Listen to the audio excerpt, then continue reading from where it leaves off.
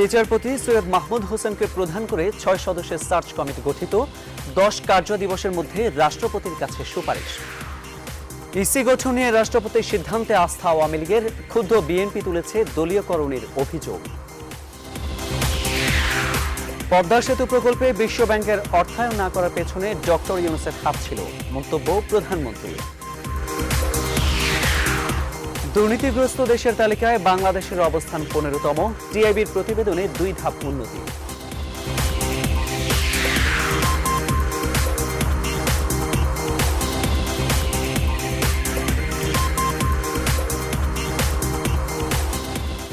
স্বাগত নিউজ 24 রাতের সংবাদে, সাথে আছে মামুন উর রশিদ। দেখছিলেন শরিয়া ভিত্তিক ইউনিয়ন ব্যাংক লিমিটেড সংবাদ শিরোনাম। ইলপাল্লার দিন শেষ, মেগা ডিজিটাল স্কেলে বাংলাদেশ। নতুন নির্বাচন কমিশন গঠনের জন্য আপিল বিভাগের বিচারপতি সৈয়দ মাহমুদ হোসেনকে প্রধান করে ৬ সদস্য বিশিষ্ট সার্চ কমিটি গঠন করেছেন রাষ্ট্রপতি মোহাম্মদ আব্দুল হামিদ। বুধবার সন্ধ্যায় ৬ সদস্যের সার্চ কমিটির প্রজ্ঞাপন জারি করে মন্ত্রিপরিষদ বিভাগ। নবগঠিত এই কমিটির সাচিবিক দায়িত্ব পালন করবে এই দপ্তর। নতুন কমিটি আগামী ১০ কার্য দিবসের মধ্যে পরবর্তী নির্বাচন কমিশন গঠনে রাষ্ট্রপতির কাছে নাম প্রস্তাব করবে। এরপর রাষ্ট্রপতি ইসি গঠনের চূড়ান্ত সিদ্ধান্ত নেবেন। বিস্তারিত জুবাইর আল মাহমুদের প্রতিবেদনে। আগামী মাসের প্রথম সপ্তাহেই শেষ হচ্ছে বর্তমান নির্বাচন কমিশনের কমিশনারদের মেয়াদ, আর দ্বিতীয় সপ্তাহে শেষ হচ্ছে প্রধান নির্বাচন কমিশনারের মেয়াদ। কিন্তু নির্বাচন কমিশন গঠনে কোনো আইন না থাকায় নতুন ইসি গঠন করতে 18 ডিসেম্বর থেকে বিভিন্ন রাজনৈতিক দলের সাথে আলোচনা শুরু করেন রাষ্ট্রপতি মোহাম্মদ আব্দুল হামিদ। মোট 31টি রাজনৈতিক দলের সঙ্গে এ বিষয়ে ধাপে ধাপে আলোচনা করেন রাষ্ট্রপতি। সবশেষ রাষ্ট্রপতির ওই আলোচনা থেকে উঠে আসা প্রস্তাবগুলো যাচাই বাছাই করে বুধবার সন্ধ্যায় ৬ সদস্যের সার্চ কমিটির প্রজ্ঞাপন জারি করে মন্ত্রিপরিষদ বিভাগ। সার্চ কমিটির আহ্বায়ক করা হয়েছে আপিল বিভাগের বিচারপতি সৈয়দ মাহমুদ হোসেনকে। কমিটির বাকি সদস্যরা হলেন হাইকোর্ট বিভাগের বিচারপতি ওবায়দুল হাসান, সরকারি কর্ম কমিশনের চেয়ারম্যান ডক্টর মোহাম্মদ সাদিক, মহা হিসাব নিরীক্ষক ও নিয়ন্ত্রক মাসুদ আহমেদ, ঢাকা বিশ্ববিদ্যালয়ের ইংরেজি বিভাগের অধ্যাপক সৈয়দ মঞ্জুরুল ইসলাম এবং চট্টগ্রাম বিশ্ববিদ্যালয়ের প্রভিসি শিরিন আক্তার। নির্বাচন কমিশন গঠনকল্পে মহামান্য রাষ্ট্রপতির কাছে সুপারিশ প্রণয়নের জন্য মহামান্য রাষ্ট্রপতি একটি অনুসন্ধান কমিটি গঠনের নির্দেশনা প্রদান করেন। তৎপ্রেক্ষিতে মন্ত্রিপরিষদ বিভাগ অদ্য একটি প্রজ্ঞাপন জারি করেছে। নিরপেক্ষ ইসি গঠনে সার্চ কমিটি নিজেদের সর্বোচ্চ চেষ্টা করবেন বলে জানিয়েছেন কমিটিতে স্থান পাওয়া নারী সদস্য শিরিন আক্তার। আমাদের চেষ্টা থাকবে নিরপেক্ষভাবে দায়িত্ব পালন করা। এটি যখন রাষ্ট্রীয় কর্তব্য, আমাদের নিরপেক্ষতাকে আমাদের সামনে রাখতে হবে, সেই মতেই আমাদের চলতে হবে। এর আগে 2012 সালে তৎকালীন রাষ্ট্রপতি মোহাম্মদ জিল্লুর রহমান 4 জনের সার্চ কমিটি গঠন করেছিলেন। তবে এবার নাগরিক সমাজ ও নারী সমাজের প্রতিনিধি হিসেবে সদস্য সংখ্যা 2 জন বাড়িয়ে বিশ্ববিদ্যালয় শিক্ষককে অন্তর্ভুক্ত করেছেন রাষ্ট্রপতি আব্দুল হামিদ। জুবাইর আল মাহমুদ, নিউজ 24, ঢাকা। এদিকে সার্চ কমিটি নিয়ে রাষ্ট্রপতির সিদ্ধান্তে আস্থা প্রকাশ করেছে আওয়ামী লীগ। আজ দুপুর একটি হোটেলে এক অনুষ্ঠান শেষে আওয়ামী লীগের সাধারণ সম্পাদক ওবায়দুল কাদের সাংবাদিকদের বলেন, কমিটি গঠন নিয়ে দলীয় কোনো মন্তব্য নেই, তবে দলীয় কিংবা রাজনৈতিক ব্যক্তি সার্চ কমিটিতে আসুক প্রত্যাশা করি না। তিনি আরো বলেন, বিএনপি বহুদলীয় নয়, কারফিউ গণতন্ত্রের প্রবক্তা। কাকে কাকে তিনি মনোনয়ন দেবেন সেটা তো একান্তই মহামান্য রাষ্ট্রপতির এখতিয়ার। দলীয় কোনো ব্যক্তি এই সার্চ কমিটিতে অন্তর্ভুক্ত হবে এটা আমরা প্রত্যাশা করি না, এবং কোনো দলেরই হওয়া উচিত নয়। বহুদলীয় গণতন্ত্র নয়, বিএনপি হচ্ছে কারফিউ গণতন্ত্রের প্রবক্তা। আওয়ামী লীগের পছন্দ মতো পুরো সার্চ কমিটি গঠন করে রাষ্ট্রপতি জাতিকে হতাশ করেছেন বলে মন্তব্য করেছেন বিএনপি মহাসচিব মির্জা ফখরুল ইসলাম আলমগীর। আর ইসি পুনর্গঠনে রাজনৈতিক দলগুলোর সাথে লোক দেখানোর সংলাপের অভিযোগ করেছেন বিএনপি স্থায়ী কমিটির সদস্য গয়েশ্বর চন্দ্র রায়। মারুফা রহমানের প্রতিবেদন। নতুন নির্বাচন কমিশনের সদস্যদের বাছাইয়ের জন্য রাষ্ট্রপতির দেয়া 6 সদস্যের সার্চ কমিটি নিয়ে অসন্তুষ্ট বিএনপি।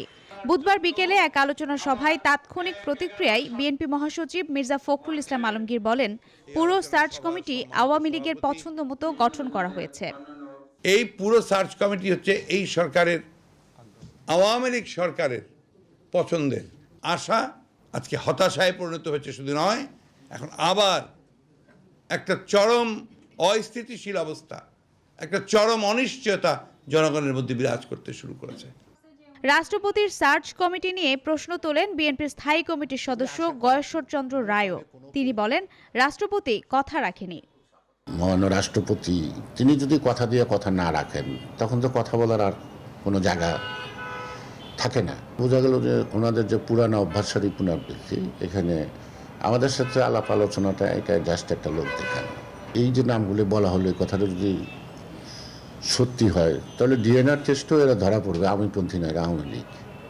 রাষ্ট্রপতির এমন সিদ্ধান্ত জাতিকে আরেকবার অন্ধকারের দিকে ঠেলে দিল বলে মনে করেন বিএনপি নেতারা। তারা সরকারের বিরুদ্ধে জনগণকে ঐক্যবদ্ধ হওয়ার আহ্বানও জানিয়েছেন।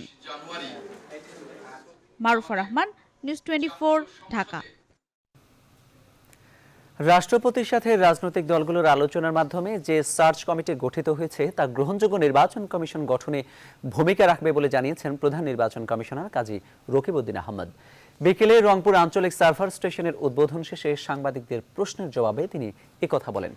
একই সাথে আগামী নির্বাচন কিভাবে হবে তা ঠিক করতে রাজনৈতিক দলগুলো সিদ্ধান্ত নেবেন বলে মন্তব্য করেন তিনি। রাজনৈতিকভাবে এর সমস্যার সমাধান করতে হবে যে আপনি কি সরকার পন্থায় ইলেকশন করবেন, সেটা ইলেকশন কমিশনের ব্যাপার না, সেটা রাজনৈতিক ব্যাপার, সবাইয়ের ব্যাপার। পদ্মা সেতু প্রকল্পে বিশ্বব্যাংকের অর্থায়ন না করার পেছনে ডক্টর ইউনূসের হাত ছিল বলে মন্তব্য করেছেন প্রধানমন্ত্রী শেখ হাসিনা। আজ জাতীয় সংসদের 14তম অধিবেশনের প্রশ্নোত্তর পর্বের পর ভাষণে এই মন্তব্য করেন প্রধানমন্ত্রী। এই সময় পরিচালক পদে ডক্টর ইউনূসের সময়কাল থেকে বর্তমান সরকারের হাতে গ্রামীণ ব্যাংক অনেক ভালো চলছে এবং সাধারণ গ্রাহকদের অনেক কম সুদে লোন পাচ্ছে বলেও জানান প্রধানমন্ত্রী।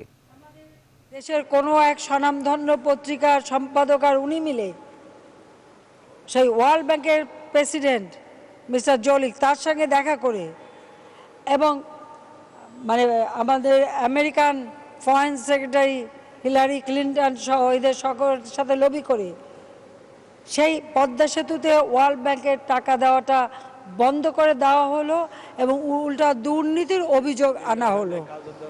সেই স্বনামধন্য ব্যক্তিত্ব ওখান থেকে এমডি পদটা হারাবার পর গ্রামীণ ব্যাংকটা যাতে সুস্থভাবে চলে তার জন্য বেশ কিছু পদক্ষেপ নেওয়া হয়েছে এবং এখন আর সুদের হার ওই 40 ভাগে ওঠে না।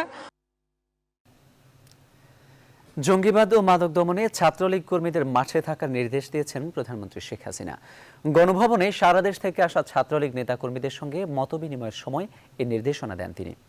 প্রধানমন্ত্রী এই সময় বলেন, বিএনপি জামায়াত ভবিষ্যতে যদি আবার কখনো দেশে আগুন সন্ত্রাসের চেষ্টা করে তাহলে জনগণ এর জবাব দেবে। শাহ আলী জয়ের প্রতিবেদন। ছাত্রলীগের প্রতিষ্ঠাবার্ষিকীর আয়োজনের অংশ হিসেবে বিভিন্ন জেলা থেকে আসা সংগঠনের নেতাকর্মীরা গণভবনে এসেছিলেন প্রধানমন্ত্রী শেখ হাসিনার সঙ্গে দেখা করতে। গণভবনের খোলা মাঠে ছাত্রলীগের তৃণমূল নেতাদের স্বাগত জানান প্রধানমন্ত্রী। স্মৃতিচারণ করতে গিয়ে বলেন, এ সংগঠনের একজন কর্মী হিসেবেই শুরু তার রাজনৈতিক জীবন। আর ঢাকা বিশ্ববিদ্যালয় কমিটির একজন সদস্য ছিলাম। কেন্দ্রীয় কমিটি কোনোদিন আমাকে একটা সদস্য বানায় নাই। লেখাপড়াই ছাত্রলীগ কর্মীদের প্রধান দায়িত্ব, একথা স্মরণ করিয়ে দিয়ে প্রধানমন্ত্রী বলেন, নিরক্ষরতামুক্ত বাংলাদেশ গড়তে ভূমিকা রাখতে হবে নেতাকর্মীদের। জঙ্গিবাদ এটা শুধু বাংলাদেশ না, আজকে বিশ্বব্যাপী এই সমস্যাটা দেখা দিচ্ছে। কাজে বিশ্বব্যাপী দেখা দিল আমরা বাংলাদেশে, আমরা যেটা তোমরা জানো যে আমাদের এখানে যখন এই জঙ্গিবাদের উত্থান, সাথে সাথে একদিকে আইন শৃঙ্খলা রক্ষাকারী সংস্থা, সাথে সাথে আমরা জনগণের মাঝে সচেতনতা সৃষ্টি করার পদক্ষেপ নিয়েছি। সকলকেই একসাথে করে এর বিরুদ্ধে একটা জনমত সৃষ্টি করা। আমি ছাত্রলীগকে বলবো যে তোমরা এখানে প্রত্যেকটা শিক্ষা প্রতিষ্ঠানে এই অস্ত্রের ঝঞ্ঝানি আমরা দেখতে চাই না। আমরা চাই না যে এখানে কোনো রকম এই ধরনের ঘটনা ঘটুক।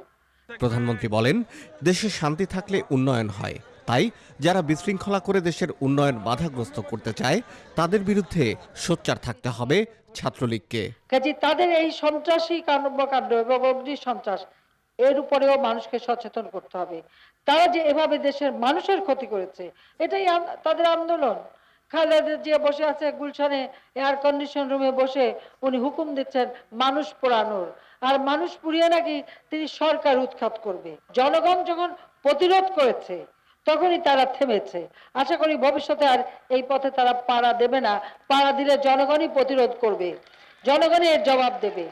সংগঠনের নেতাকর্মীদের সৎ থাকার পরামর্শ দিয়ে প্রধানমন্ত্রী বলেন, সততা আছে বলেই তিনি এবং তার সরকার মাথা উঁচু করে কথা বলতে পারেন বিশ্বসভায়। কাজে তাদের এই সন্ত্রাসী কর্মকাণ্ড। শাহ আলী জয়, নিউজ 24, ঢাকা। প্রধানমন্ত্রী শেখ হাসিনা 2 দিনের সফরে গোপালগঞ্জ যাচ্ছেন আগামীকাল। গোপালগঞ্জ জেলা সদরের মানিকদাহ হাউজিং এলাকায় রোভার স্কাউটদের সমাবেশ, জাতীয় রোভার মোটের আনুষ্ঠানিক উদ্বোধন করবেন তিনি। প্রধানমন্ত্রীর আগমন উপলক্ষে সমাবেশ স্থল রং বেরঙের ব্যানার, ফেস্টুন, পতাকা দিয়ে সাজানো হয়েছে। প্রধানমন্ত্রী রোভার মোটের অনুষ্ঠান শেষে টুঙ্গিপাড়ায় যাবেন। সেখানে জাতির জনক বঙ্গবন্ধু শেখ মুজিবুর রহমানের সমাধিতে পুষ্পমাল্য অর্পণ, ফাতেহা পাঠ ও বিশেষ মোনাজাতে অংশ নেবেন তিনি। প্রধানমন্ত্রীর সফর উপলক্ষে জেলা সদর ও টুঙ্গিপাড়ায় ব্যাপক নিরাপত্তা ব্যবস্থা জোরদার করা হয়েছে।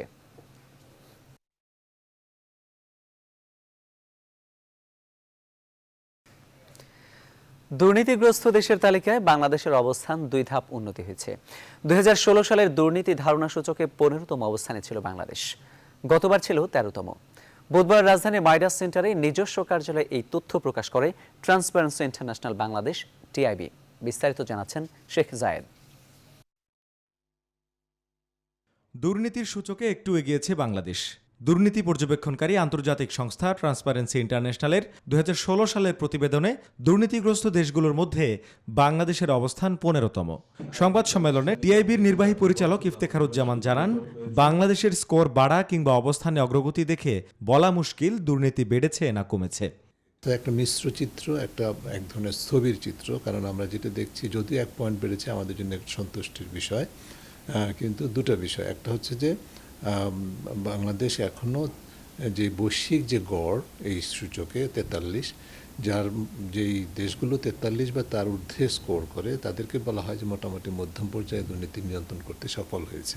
আমাদের স্কোর যেহেতু 43-এর তুলনায় অনেক পিছনে, 26, সেই কারণে আমাদেরকে বলতেই হয় যে আমরা দুর্ভাগ্যজনকভাবে খুব ভালো ফল করিনি এবং মধ্যম পর্যায়েও দুর্নীতি নিয়ন্ত্রণ করার মতো জায়গায় যেতে অনেক দূর যেতে হবে আমাদের। তবে স্কোর 1 ধাপ বাড়ার বিষয়টি প্রাতিষ্ঠানিক ও আইন কানুনের অগ্রগতির কারণে হয়েছে বলেও মনে করেন তিনি। আমরা 1 পয়েন্ট বেড়েছে, বা সেটার মধ্যে একটা কারণ আমরা যেটা বিবেচনা করতে পারি বা যেটা বলা হচ্ছে, সেটা হচ্ছে যে বাংলাদেশে দুর্নীতি প্রতিরোধক আইনি, প্রাতিষ্ঠানিক এবং নীতি কাঠামো আগের তুলনায় বেশ শক্তিশালী হয়েছে। ভালো আইন, ভালো প্রতিষ্ঠান, ভালো নীতিমালা, ভালো কৌশল ইত্যাদি প্রণীত হয়েছে, কিন্তু সেগুলোর প্রয়োগের ক্ষেত্রে ঘাটতির কারণে আমরা যেই প্রত্যাশিত জায়গায় যতটুকু আমরা ডিজার্ভ করি, যতটুকু আমরা অর্জন করতে পারবো বলে আমরা মনে করি, সেই জায়গায় যেতে পারছি না।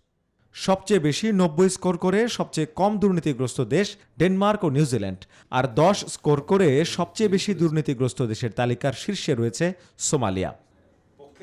শেখ জায়েদ, নিউজ 24, ঢাকা। নিউজ 24 সংবাদের এই পর্যায়ে নিচ্ছে বিরতি। ফিরে এসে অন্যান্য সংবাদের সঙ্গে থাকছে। গাইবান্ধার সাংসদ লিটন হত্যা মামলায় ইউপি সদস্য রেজাউল ইসলামের 3 দিনের রিমান্ড মঞ্জুর।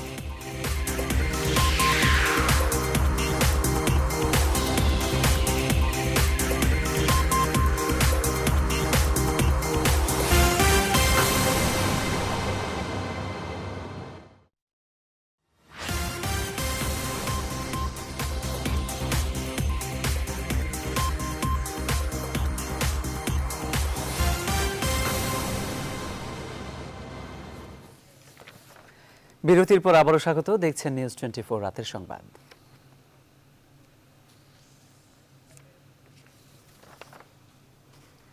84 বছরে পা দিলেন অর্থমন্ত্রী আবুল মাল আব্দুল মুহিত। এই উপলক্ষে রাজধানীর অফিসার্স ক্লাবে এক অনুষ্ঠানের আয়োজন করা হয়। শুরুতেই অতিথিদের নিয়ে জন্মদিনের কেক কাটেন মন্ত্রী। এরপর অর্থমন্ত্রী লিখিত স্মৃতিময় কর্মজীবন নামে বইয়ের মোড়ক উন্মোচন করেন। এ সময় তিনি তাঁর বইয়ের বিভিন্ন গল্পের ইতিহাস তুলে ধরেন। অনুষ্ঠানে বাণিজ্যমন্ত্রী তোফায়েল আহমেদ, সংস্কৃতিমন্ত্রী আসাদুজ্জামান নূর সহ বিশিষ্টজনেরা উপস্থিত ছিলেন। তারা মন্ত্রীর সাথে তাদের জীবনের বিভিন্ন সময়ের কথা স্মৃতিচারণ করেন। জন্য আমন্ত্রণ জানাচ্ছি গণপ্রজাতন্ত্রী। শহীদদের প্রতি শ্রদ্ধা রেখেই তাঁদের পরিবারের পাশে থাকা দরকার। সেই দায়িত্ববোধ থেকেই বর্তমান সরকারও কাজ করে যাচ্ছে। 1969 সালে গণ-অভ্যুত্থানে শহীদ হওয়া মতিউরের বাবার সাথে দেখা করতে গিয়ে বাণিজ্যমন্ত্রী তোফায়েল আহমেদ এসব কথা বলেন। তিনি আরও বলেন, 10ম শ্রেণীর মতিউর পকেটে বাড়ির ঠিকানা লিখে রেখে সেদিন আন্দোলনে অংশ নেন এবং শহীদ হন। বাণিজ্যমন্ত্রী বলেন, 71-এর মুক্তিযুদ্ধ এবং 52-র ভাষা আন্দোলনের মতো 69-এর গণ আন্দোলনও জাতির স্মরণ করা উচিত। এই সময় মন্ত্রী শহীদ মতিউরের বাবা আজহার আলী মল্লিকের স্বাস্থ্যের খোঁজ খবর নেন।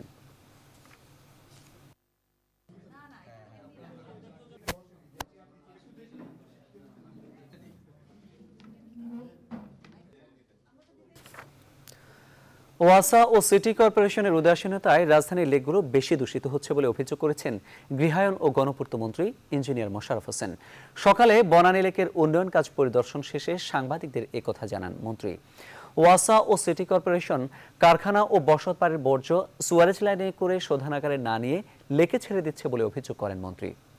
পার বাঁধানো শোধনাগার স্থাপন সহ লেকের উন্নয়ন ব্যয় ধরা হয়েছে 28,000 কোটি টাকা।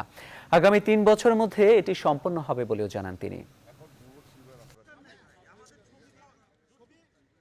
বর্জ্যগুলো রেখে আসা করা কোনো কথা না।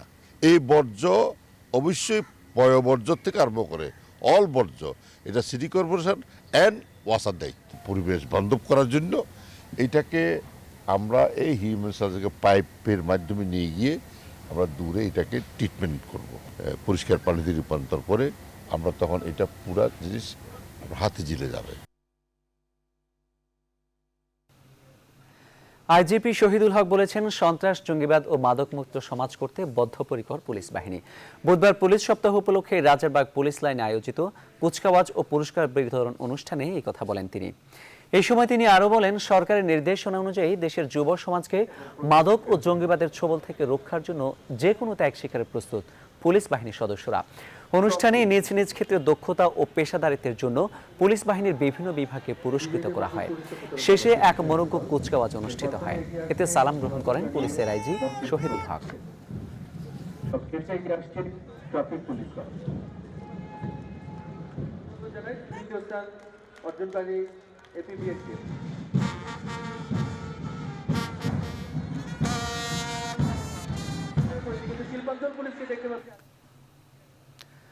পত্রিকার পাতা মেললে কিংবা টেলিভিশনের পর্দায় যে খবরটি প্রায় চোখে পড়ে তা হলো গণপরিবহনে যৌন হয়রানি।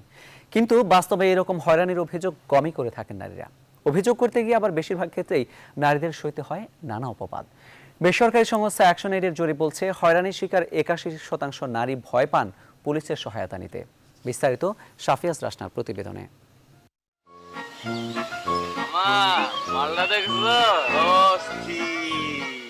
এমন দৃশ্য অনিয়মিত নয়। বাসা, রাস্তা, পরিবার কিংবা কর্মস্থল সব জায়গায় হরহামেশায় অনাকাঙ্ক্ষিত পরিস্থিতির শিকার হচ্ছেন নারীরা। গরম হয়ে গেলাম রে। বেসরকারি প্রতিষ্ঠান অ্যাকশন এইডের নিরাপদ নগরী নির্ভয় নারী বিষয়ক জরিপ বলছে, নারীরা সবচেয়ে বেশি যৌন হয়রানির শিকার হন গণপরিবহন, বাজার, বিপণী বিতান ও বিনোদন কেন্দ্রে। এর মধ্যে 85% ঘটে রাস্তায়। বাংলাদেশ উন্নয়ন গবেষণা প্রতিষ্ঠানের জরিপে দেখা যায়, যৌন হয়রানির শিকার প্রায় অর্ধেক নারী মুখ বুজে সহ্য করেন। 46% নারী পরিবারের সদস্যদের মৌখিকভাবে এই হয়রানির কথা জানান, আর মাত্র 16% নারী কোনো এজেন্সি বা সংস্থার কাছে অভিযোগ করেন। প্রশ্ন হচ্ছে, পরিবার কিংবা আইনশৃঙ্খলা বাহিনীর কাছে যৌন হয়রানির তথ্য নারীরা জানান না কেন? পরিবারে যখন সে বলতে চেষ্টা করে, পরিবারে সেই ধরনের সহযোগিতা বা তার সেই সাপোর্টটা নাই। আর প্রাতিষ্ঠানিকভাবে যে যদি সে কোনো অভিযোগ দেয়, কমপ্লেন করে, সেখানে কিন্তু সে সেই সহযোগিতা পায় না, বরঞ্চ তাকে আবার দ্বিতীয়বারের মতন হেনস্থা করা হয়। মনোবিজ্ঞানীরা বলছেন, পরিবার থেকে মেয়ে শিশুদের এসব বিষয় মুখ বুজে সহ্য করার শিক্ষা দেয়া হয় ছোটবেলায়। যখনই একটা মেয়ে হলো কৈশোরে প্রবেশ করে, তখনই কিন্তু তাকে শরীর সম্পর্কে এক ধরনের বাড়তি সতর্কতা তৈরি করা হয়। এবং সচেতনতার বদলে আমি বলবো হলো যে অতিরিক্ত সতর্ক, যার জন্য হলো এক ধরনের কিন্তু তার মধ্যে ইন্টারনাল কনফ্লিক্ট তৈরি হয়। ঢাকা মহানগর পুলিশ ডিএমপির 49টি থানা থেকে আসা নারী ও শিশু নির্যাতন দমন আইনের মামলাগুলো তদন্ত করে রাজধানীর তেজগাঁয়ে অবস্থিত ভিকটিম সাপোর্ট সেন্টার। সেখানকার পরিসংখ্যান বলছে হয়রানির শিকার নারীরা খুব কমই আসেন তাদের কাছে অভিযোগ করতে। প্রত্যেকটা মেয়েকে এনার্জেটিক হতে হবে, মেয়েদেরকে ভয়েস রেজ করতে হবে, একা একা কষ্ট পাওয়া যাবে না। নারীদের সচেতনতার পাশাপাশি পুলিশের সেবার মান বাড়ালে এমন হয়রানির সংখ্যা কমানো সম্ভব বলে মনে করেন বিশেষজ্ঞরা।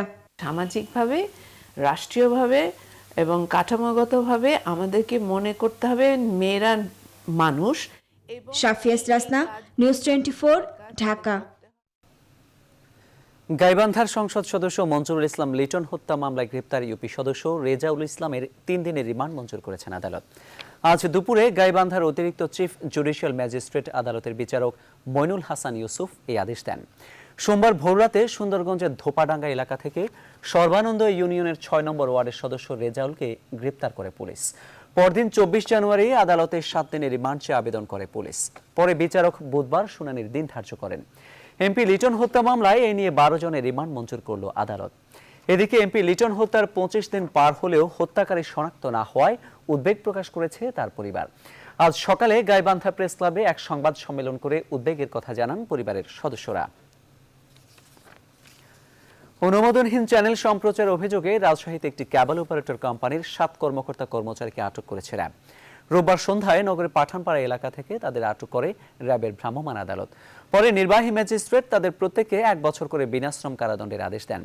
র্যাব জানায় দীর্ঘদিন নগরীতে অবৈধভাবে কয়েকটি বিদেশি চ্যানেল সম্প্রচার করে উত্তরা কমিউনিকেশন নামের কোম্পানিটি। এর প্রেক্ষিতে প্রতিষ্ঠানটিতে আজ অভিযান চালানো হয়। কর্মকর্তাদের আটক ছাড়াও সম্পূর্ণভাবে বন্ধ করে দেওয়া হয় এর কার্যক্রম।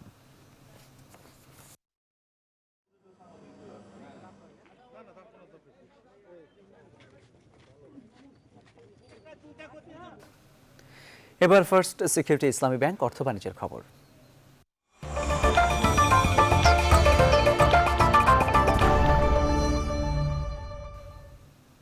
বাংলাদেশ কটন অ্যাসোসিয়েশন BCA ও Bangladesh textile mills association BTMA যৌথভাবে গ্লোবাল কটন সামিট 2017 আয়োজন করতে যাচ্ছে।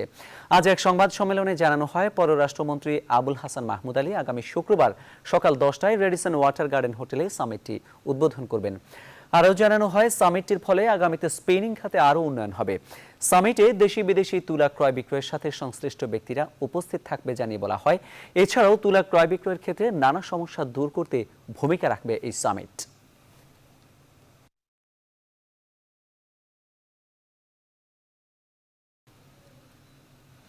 মেলা শেষ হতে বাকি আর 6 দিন। শেষ সময়ে এসে ক্রেতা দর্শনার্থীদের পদচারণায় জমে উঠেছে ঢাকা আন্তর্জাতিক বাণিজ্য মেলা।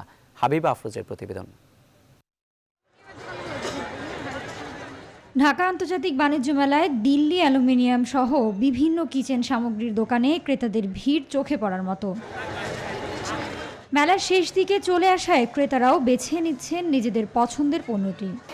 হাঁড়ি পাতিলগুলো ভালো, বাট দামটা একটু বেশি, সামান্য একটু বেশি। যেখানে ধরুন আপনার 150 হওয়ার কথা, ওখানে 200, 220 এই টাইপের দাম। তো অ্যাকচুয়ালি সবসময়ের মতোই, ইউজুয়ালি আমরা হয়তো ভাবি যে এইটাই ফ্রেশ কোম্পানির, কেউ নকল 2 নাম্বার জিনিসটা দিচ্ছে না, এই কারণেই মেলা থেকে কেনা, আর কিছু না। এবারের মেলায় শুরুর দিন থেকেই ক্রেতাদের ভালো সাড়া ছিল, যা শেষ দিকে এসে আরও ভালো বেচা কেনা হবে বলে আশা করছেন আয়োজকরা। শেষের দিকে আশা আছে আমাদের, আমরা একটু ভালো সেল প্রতি বছরই আশা করি, কিন্তু এবার দেখা যাক কি হয়। আমাদের প্রোডাক্টগুলো অনেক রানিং, আর ইউজ করে সবাই বেটার ফিল করতেছে। মেলায় ঘুরে বেড়ানোর পাশাপাশি দর্শনার্থীরা নিজেদের ছবিও এঁকে নিচ্ছেন ভ্রাম্যমাণ এসব চিত্রশিল্পীদের কাছ থেকে। মূলত আমরা পোর্ট্রেট করি, পেন্সিল স্কেচ করি, চারকোলে করি, ড্রাই পেস্টেলে করি, বিভিন্ন মিডিয়ায় আছে। মানে এক একটা মিডিয়া এক এক ধরনের প্রাইস। সরাসরি রাখলে 300 টাকা নেই, আর ছবি থেকে রাখলে 600 টাকা নেই।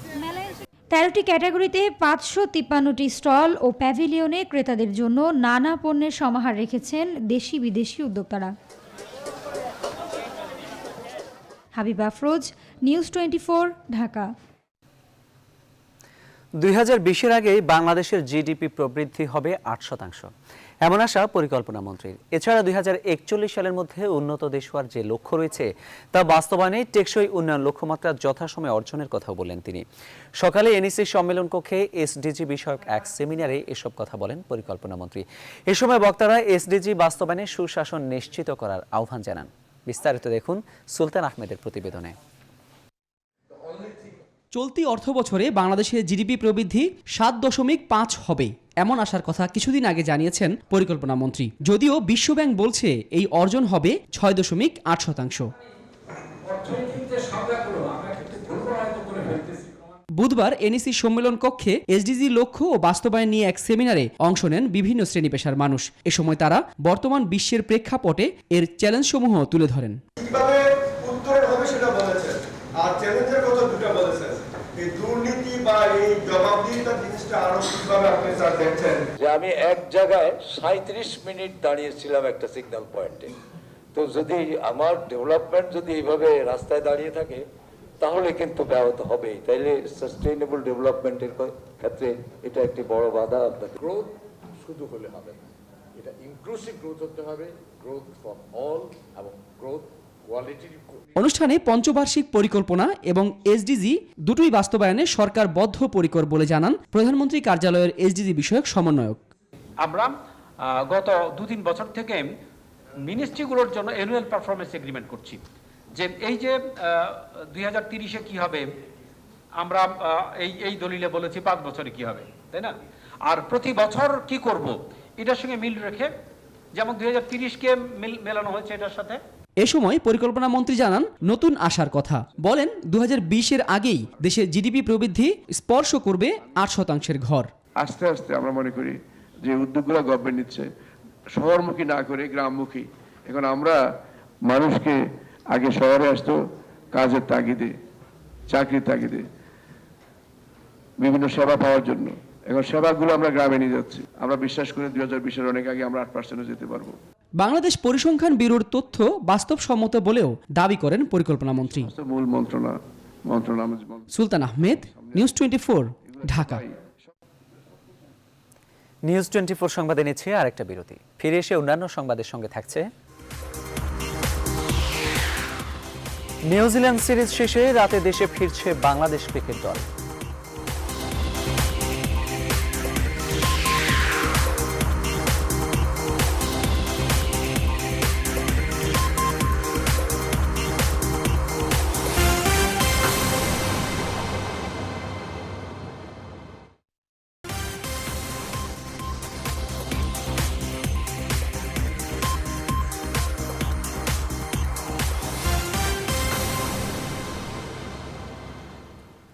স্বাগত আরেকবার, দেখছেন নিউজ 24 সংবাদ।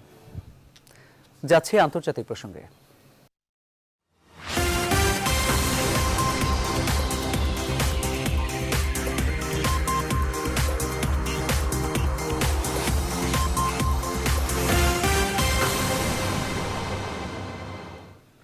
শেষ পর্যন্ত সত্যি মেক্সিকো সীমান্তে প্রাচীর নির্মাণ সহ শরণার্থীদের বিষয়ে কঠোর আইন করার ঘোষণা দিলেন মার্কিন প্রেসিডেন্ট ডোনাল্ড ট্রাম্প। নিজের নির্বাচনী প্রতিশ্রুতি অনুযায়ী জাতীয় নিরাপত্তা পরিকল্পনার অংশ হিসেবে শিগগিরই এসব আইন বাস্তবায়ন হবে বলে জানান তিনি। এর আগে বিশ্বের চ্যালেঞ্জ মোকাবেলায় ভারতকে যুক্তরাষ্ট্রের পরম বন্ধু উল্লেখ করে প্রধানমন্ত্রী মোদীকে ভারত সফরের আমন্ত্রণ জানান ট্রাম্প। সানজিদা ইসলামের প্রতিবেদন। মঙ্গলবার রাতে এক টুইটার বার্তায় মার্কিন প্রেসিডেন্ট ট্রাম্প জানান মার্কিন জাতীয় নিরাপত্তার জন্য বড় সিদ্ধান্ত নিতে যাচ্ছেন তিনি। সেই সিদ্ধান্তের মধ্য দিয়ে শরণার্থীদের প্রতি কঠোর আইন ও মেক্সিকো সীমান্তে দেয়াল তোলার মতো ট্রাম্পের বিতর্কিত নির্বাচনী প্রতিশ্রুতিগুলো বাস্তবায়িত হবে। এর মধ্যে বিতর্কিত নর্থ ড্যাকোটা পাইপলাইন চুক্তিও রয়েছে। ট্রাম্পের এই কথিত জাতীয় নিরাপত্তা পরিকল্পনার অংশ হিসেবে শরণার্থীদের ওপর অস্থায়ী নিষেধাজ্ঞা আরোপ এবং সিরিয়া সহ মধ্যপ্রাচ্য ও আফ্রিকার 6টি দেশের নাগরিকদের ভিসা দেওয়ার ওপর স্থগিতাদেশ জারি করা হতে পারে। ট্রাম্পের বেশ কয়েকজন কংগ্রেশনাল সহযোগী ও অভিবাসন বিশেষজ্ঞ জানিয়েছেন বুধবার এসব নির্বাহী আদেশে স্বাক্ষর করার কথা রয়েছে তার। পাশাপাশি Syria, Iraq, Libya, Somalia, Sudan এবং ইয়েমেনের নাগরিকদের ভিসা দেয়া বন্ধ রাখার আরেকটি আদেশও দেওয়া হবে বলে জানিয়েছেন পরিচয় প্রকাশে অনিচ্ছুক ওই সহযোগী ও বিশেষজ্ঞরা।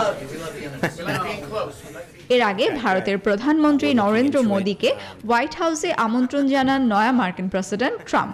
মঙ্গলবার রাতে এক টেলিফোন বার্তায় বিজেপি প্রধানকে এই আমন্ত্রণ জানান তিনি। এ সময় ট্রাম্প ভারতকে বিশ্বের চ্যালেঞ্জ মোকাবেলায় যুক্তরাষ্ট্রের পরম বন্ধু বলে উল্লেখ করেন। আর এর মধ্য দিয়ে ট্রাম্প প্রশাসনের সঙ্গে ভারতের পারস্পরিক সম্পর্ক আরও জোরদার হবে বলেই ধারণা করা হচ্ছে। এদিকে ট্রাম্পের বিরুদ্ধে বিক্ষোভ আরও জোরালো হয়েছে বলে জানিয়েছে রয়টার্স। মঙ্গলবার নর্থ ড্যাকোটা পাইপলাইন চুক্তিকে কেন্দ্র করে এই বিক্ষোভে যোগ দিয়েছে যুক্তরাষ্ট্রের আদিবাসী গোষ্ঠী। ট্রাম্পের এই নির্বাহী আদেশ জারিকে ভুল সিদ্ধান্ত বলে উল্লেখ করে বিক্ষোভকারীরা। সানজিদা ইসলাম, নিউজ 24। সোমালিয়ার রাজধানী মোগাদিসুতে একটি হোটেলে গাড়ি বোমা ও বন্দুক হামলায় কমপক্ষে 13 জন নিহত হয়েছে, আহত হয়েছে অর্ধশতাধিক। এখনও সেখান থেকে গোলাগুলির শব্দ শোনা যাচ্ছে বলে আন্তর্জাতিক সংবাদ মাধ্যম সূত্রে জানা গেছে। বুধবার সকালে মোগাদিসুর দায়া হোটেলের প্রবেশপথে পরপর একটি আত্মঘাতী গাড়ি বোমা হামলা সহ 2টি বিস্ফোরণ হয়। এরপর সন্দেহভাজন জঙ্গিরা হোটেলে প্রবেশ করে। পুলিশ কর্মকর্তা ব্রিটিশ বার্তা সংস্থা রয়টার্সকে জানিয়েছেন 2টি বিস্ফোরণের নিরাপত্তা বাহিনী ও বেসামরিক জনগণ সহ অন্তত 13 জন নিহত হয়েছেন। নিরাপত্তা মন্ত্রী জানান কমপক্ষে 15 জন বেসামরিক নাগরিক নিহত হয়েছেন। হোটেলটি দেশটির পার্লামেন্টের কাছেই অবস্থিত। এটি রাজনীতিবিদ, সরকারি কর্মকর্তা ও উদ্যোক্তাদের কাছে বেশ জনপ্রিয়। মার্কিন বার্তা সংস্থা অ্যাসোসিয়েট প্রেস এপি জানিয়েছে হামলা চালানোর সময় সোমালিয়ার কয়েকজন পার্লামেন্ট সদস্য, সাংবাদিক সহ বেশ কিছু মানুষ ওই হোটেলে উপস্থিত ছিলেন। আফ্রিকা ভিত্তিক জঙ্গি সংগঠন আল শাবাব এই হামলার দায় স্বীকার করেছে। জঙ্গি সংগঠনটির পরিচালিত আন্দালুস রেডিওতে আল শাবাব বলেছে তাদের সশস্ত্র যোদ্ধারা ওই হোটেলে হামলা চালিয়েছে আর এখন তারা সেখানেই লড়ছে। এবার জানাবো খেলার সংবাদ।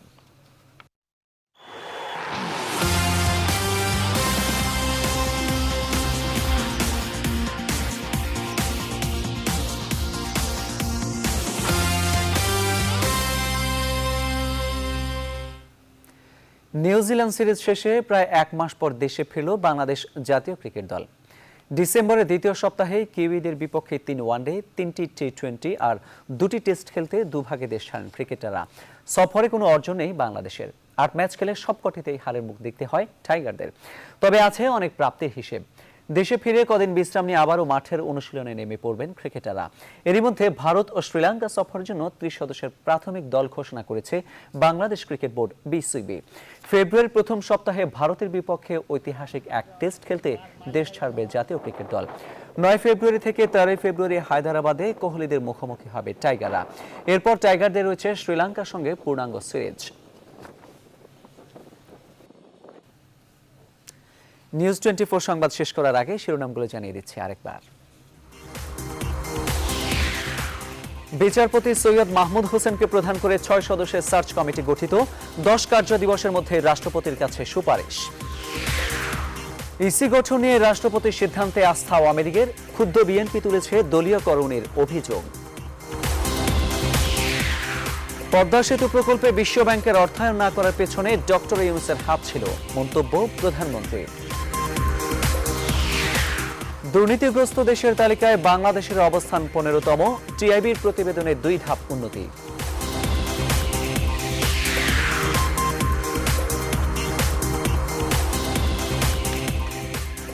এ ছিল নিউজ 24 রাতের সংবাদে। পরের আয়োজন নিউজ 24 বিনোদন দেখার আমন্ত্রণ জানিয়ে শেষ করছি। সাথে থাকার জন্য সবাইকে ধন্যবাদ।